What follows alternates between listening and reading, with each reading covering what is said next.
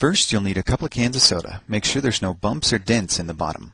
You'll also need some fine sandpaper, a utility knife blade, a thumbtack, a coat hanger, some fiberglass, and a bottle of heat.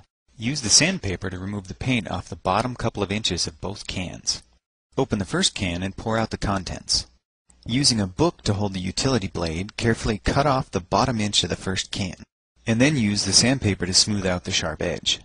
Use the second can to stretch out the lip of the bottom half of your stove. Now just add some fiberglass and your bottom half is done. Make the top of your stove the exact same way. Before assembling the two pieces, you'll need to use the thumbtack to create a fill hole in the top half. Now comes the tricky part. Carefully place the top half inside the bottom as level as possible so the edges don't catch. Use a shim from the leftover piece of can if you're having problems getting it to fit.